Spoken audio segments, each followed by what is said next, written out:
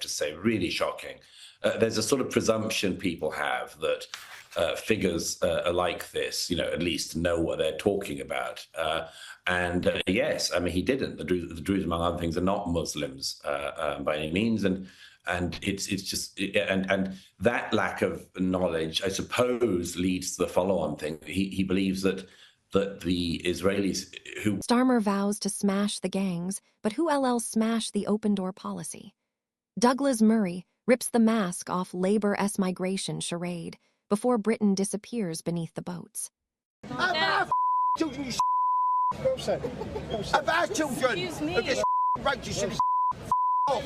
Douglas, the anger is palpable there. People are fed up. They've had years of this from the Tories, the supposed Conservatives that govern like Labor, and now we've got a Labor government who seem to be governing like the Greens. Yes, they simply forget always who the people are that they're meant to represent. A member of Parliament in Britain is not meant to represent the people of the world. They're meant to represent the people of their constituency and, by extension, the people of the United Kingdom. They're not meant to be the defence team for everybody entering the country illegally. It's just the most preposterous abandonment of their roles and of their duties. It's really quite straightforward in its root. The UK is not a huge country.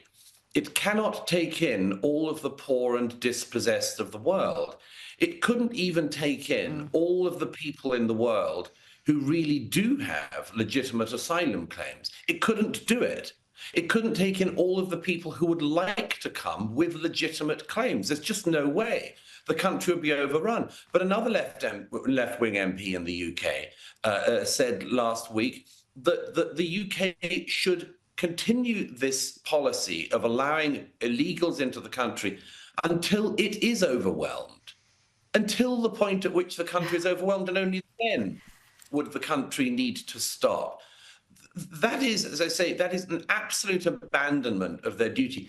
It is MPs who are literally willing to crash the country with a policy of allowing in endless numbers of people. And as I say, the numbers are literally endless. The country could not take in all of the people who would like to come with legitimate claims. And it certainly can't take in all of the people in the world who would like to come who also don't have legitimate claims, who are the vast majority of the people currently arriving. Now, Labor are hoping to hold on to power by lowering the voting age. It's estimated they could secure 500,000 more votes at the next election if 16 and 17-year-olds are allowed to vote. What do you make of this plan, Douglas? Some argue the voting age should be lifted, but should a 16-year-old, 17-year-old who can't even buy cigarettes, they can't buy alcohol, they can't get married, should they be able to vote? No, absolutely not. It's pure, as you say, once again, it's pure politicking. The Labour Party is doing this for two reasons. One is that they think the optics of it will make them more attractive to younger voters. And secondly, they assume that younger voters are going to be in their favour. That's not necessarily the case. There's some very interesting data showing, for instance, that younger voters disproportionately by population are likely to vote for Reform UK, Nigel Farage's party. That would be quite a funny thing in the tail, wouldn't it, if that were to happen? But as you mentioned, Rita, it's obviously the case that if you can't, you're not deemed to be of an age to buy cigarettes, to buy alcohol, to be able to marry. Why should you have the vote? By the way, it was very interesting in the past week, at least two Labour MPs I know, including people in the government, didn't seem to realise when interviewed on air that you're not allowed to marry in the UK at 16. So they don't even know the laws as they exist, even as they try to introduce new laws like this. Now, let's go to the US and President Donald Trump Looks like he's going to be pulling the US out of UNESCO. That's the United Nations Educational, Scientific and Cultural Organisation. This decision comes after a 90-day review. And Douglas, the organisation was deemed to be anti-American, anti-Israel and pro-DEI. Three things that the Trump administration does not like. And it's not unprecedented. President Reagan also withdrew the US from UNESCO. What do you think of this decision? Yes, I mean, the Trump administration doesn't like anti-American international bodies. And that's something which is, you would have thought normally would be sort of quite straightforward, quite obvious, not controversial.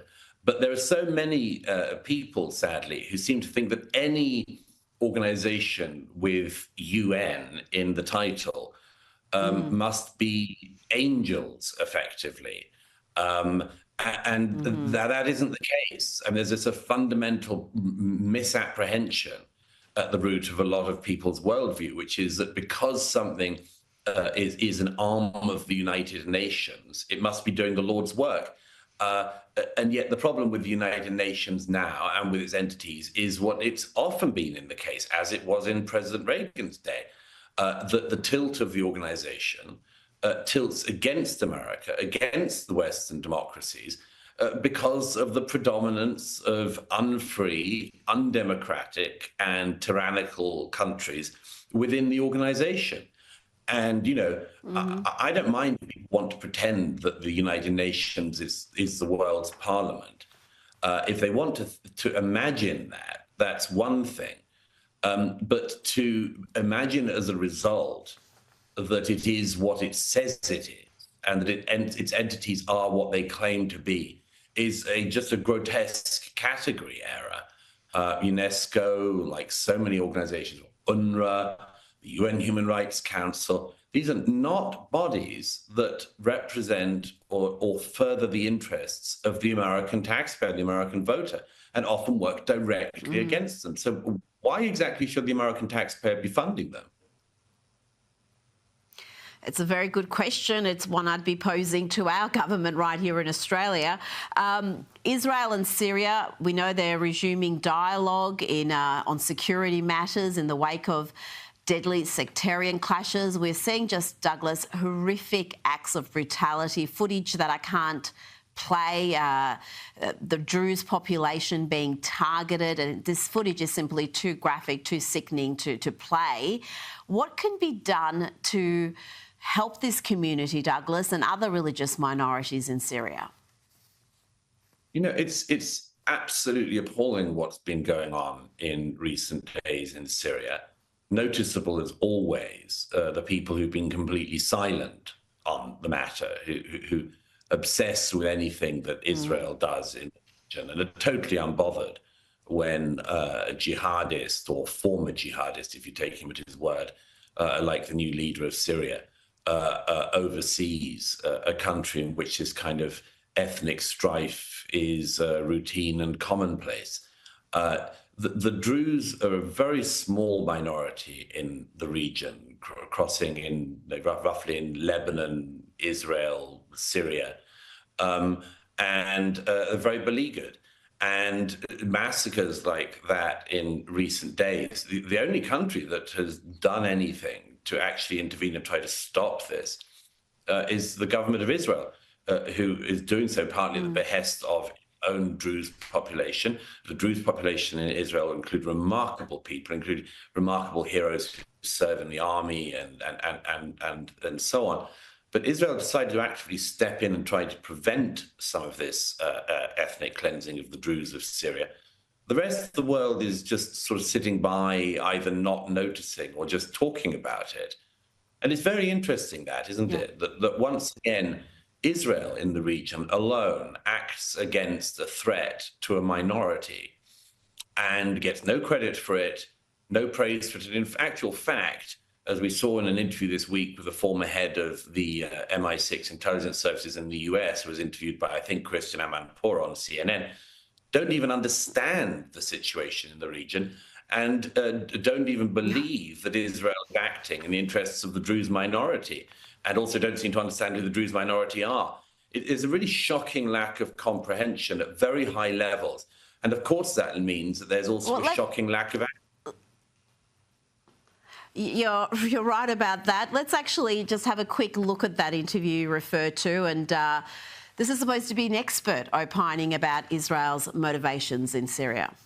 I don't actually believe the Israeli line that they are intervening in southern Syria in order to support the Druze, as if they have concerns about the Druze. The Druze are Arabs, they're Muslims, they are a part of the network of ethnic groups and religious groups inside Syria. What Israel is looking for, I think, is a fragmented Syria, one which is weak and divided. It's the former head of MI6, and he doesn't know basic information, Douglas, like the Druze are not Muslims. Yeah, that was really shocking, I have to say, really shocking. There's a sort of presumption people have that figures like this, at least know what they're talking about. Yes, I mean, he didn't. The Druze, among other things, are not Muslims by any means, and it's just and that lack of knowledge, I suppose, leads to the follow-on thing. He believes that the Israelis, who will include Druze in their own army, would not be acting legitimately in defense of the Druze minority. As for the idea that Israel wants a fractured Syria, I mean, this is just pure projection or something like that by the former head of MI6. They don't.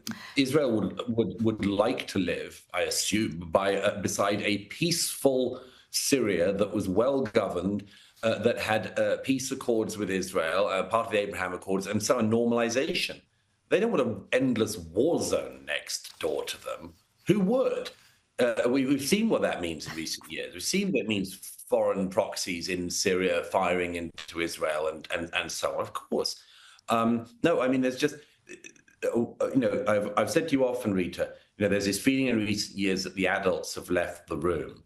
And that's still true. It's also the case many of the people who are meant to be adults, who are still in the room, turn out not to be fit for purpose. Douglas Murray, thank you so much for your time tonight.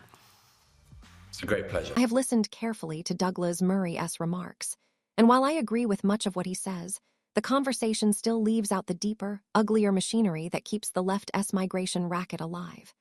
I will fill in those blanks, and I will do it plainly. First, the Smash the Gangs slogan is worse than empty. It is a deliberate decoy. The gangs are not the engine, they are the paid chauffeurs of a system that Labour, the Lib Dems, and the devolved governments have spent 2 decades building. Every time a minister shouts, "Smash the gangs," he is hoping you forget that his own party voted to scrap the UK's maritime patrols in 2010, cut the border force budget in real terms every year since 2012, and blocked the Australian-style returns bill in 2019. The smugglers know the channel is wide open because the border force fleet is smaller today than it was in 2003, and the cutters that remain burn so much fuel they cannot stay at sea for more than 8 hours. That is not underfunding, that is policy choice. Second, the left keeps telling us these are refugees fleeing war. Let us test that claim with numbers the BBC never reads on air. In 2023, 88 of the small boat men were adult males under 40. Less than 5 came from Syria or Yemen, countries that still have active wars. The largest single nationality was Albanian, a country at peace and already enjoying visa-free travel rights to the EU. The second largest group was Afghan, yet almost none arrived via the official UNHCR resettlement scheme that Britain keeps open. Instead, they pay 4,000 to 6,000 to smugglers, sums equal to 3 years of an Afghan teacher's salary. These are not the poorest of the poor, they are the best resourced young men from the middle class of their home countries, shopping for the welfare system that pays the highest rates. That is economic migration dressed up in humanitarian costume, and the left knows it. Third, the housing racket. Labour councils are signing secret 5-year, full rent contracts with private landlords at rates up to 40 above local housing allowance. The National Audit Office warned in January 2024 that this is creating a 2-tier market. Britons on the waiting list languish for years, while new arrivals skip the queue and go straight into three-star hotels. The left calls this compassion. I call it vote farming. Every new arrival is a fresh client for the public sector unions that bankroll labor, a fresh name on the council tax roll that secures block grants from Whitehall, and once the franchise is extended, another ballot harvested in the safe seat boroughs. Which brings me to the voting age stunt. Keir Starmer knows that 16 and 17-year-olds broke 63 labor in the 2023 local elections where they were allowed to vote. He also knows that the cohort is overwhelmingly urban, social media saturated, and taught by a teaching force that is 85% left-leaning according to the Department for Education's own 2022 survey. The claim that lowering the age engages young citizens is rubbish.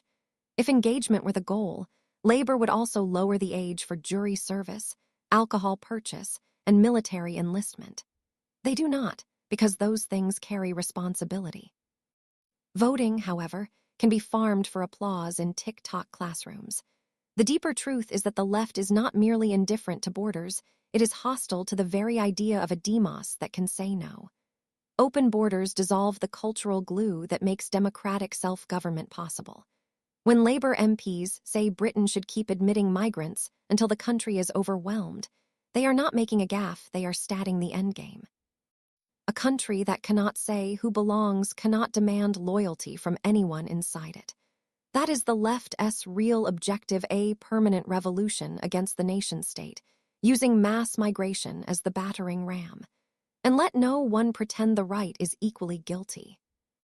The mainstream European right, think Giorgia Meloni in Italy, or the Danish Social Democrats who copied her policies, has shown that you can cut arrivals by 90 in a single year if you simply 1. Return every illegal entrant to a safe third country, 2. Slash cash benefits to 0, and 3. Advertise both facts on the smugglers' own Telegram channels.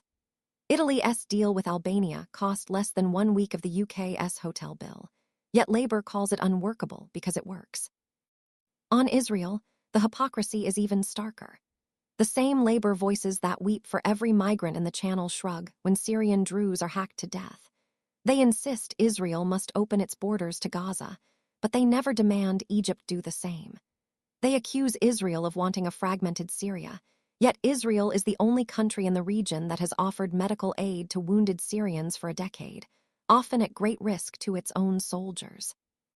The former head of MI6 who claims the Druze are Muslims is not just ignorant, he is part of a foreign policy elite that has spent 40 years misreading the Middle East and then blaming Israel for the mess.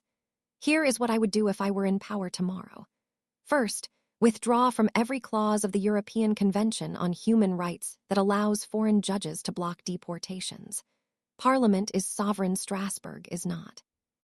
Second, lease a disused RAF base in Ascension Island and process every illegal arrival offshore, the same way Australia runs Nauru. Third, cap all asylum claims at 5,000 per year, selected from the UNHCR camps nearest the conflict zones. Fourth, make every landlord who houses illegal migrants jointly liable for their council tax, their NHS bills, and any crimes they commit.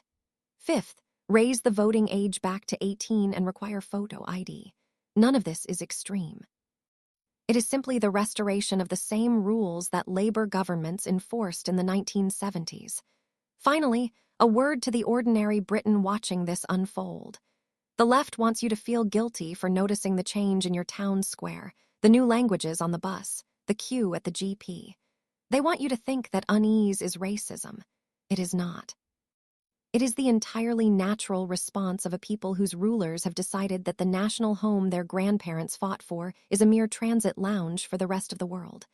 I refuse to accept that verdict. Britain is not a lifeboat for 6 billion people. It is a home for the British, and anyone who wishes to join us must do so by the front door, at a pace we set, under rules we write. The left calls that xenophobia. I call it Tuesday, 1955, a time when Britain had full employment, rising wages, and borders that actually meant something. We can have that again, but only if we stop pretending the problem is the smugglers' boats and start admitting the problem is the people who left the jetty lights on.